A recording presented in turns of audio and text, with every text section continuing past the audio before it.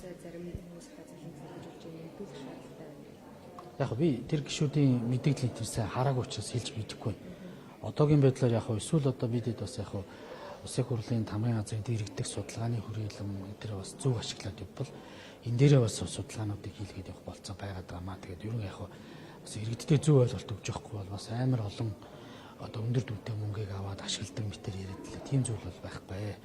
Миний хувьд бол одоо альва одоо юу гэдэг энэ зүйлийг зөв зарцуулъя, шаардлагатай хуулийн төслүүдийг боловсруулах ийм зүйлд л одоогоор бол зарцуултыг одоо хийгдсэн байж байгаа.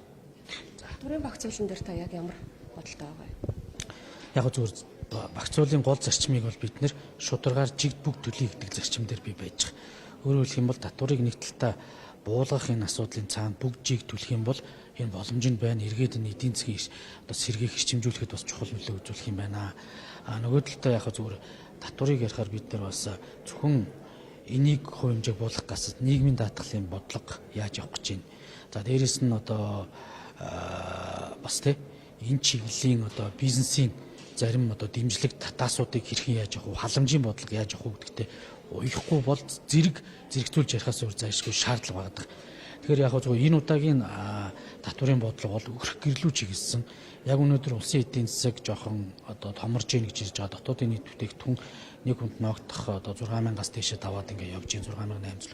Тэгэхээр энэ орлого бодиттой яг өрхийн орлогод хэрхэн яаж нөлөөлж байгаа юм бэ гэдэг зүйлийг л илүү хангасан реформог явахгүй бол ерөнхийд нь татварыг одоо жигд одоо бууруулах гэдэг юм уу ийм зүйлээсээ илүүтэйгээр энэ өрхийн орлого руу чиглэсэн. За яг бизнесийн хүндрэл дээр байгаа тэр одоо татварын одоо дарамтлах нөөтийн асуудал байж байгаа.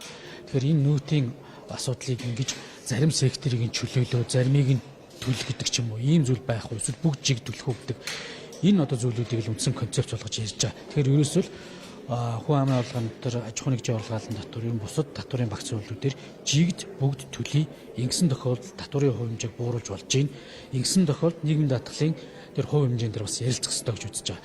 Би нийгмийн даатгалын шимтгэлийг өмнөх одоо улс төрийн буруу шийдвэрүүдээс болж өнөөдрийн ажил хөдөлмөр хийж байгаа залуучууд дээрэс нь ажил хөдөлмөрийг ажлын байрыг бий болгож байгаа бизнес эрхэл төлж болохгүй гэдэг зарчмыг л хэлж байгаа. Яагаад тэгэхээр нийгмийн даатгалын шимтгэл төлдгүү байсан хүмүүсүүдийг нөхөн төлөвлөх хуулийн горыг өнөөдөр хамсаж байгаа. Тэгээд ерөнхийдөө тэр чиглэл нь малчт руу явдаг. Малчтыгаа баян байлгах бодлогоо бидэд ярмаар байна. Мөнгөтэй байх бодлогоо ярмаар байна.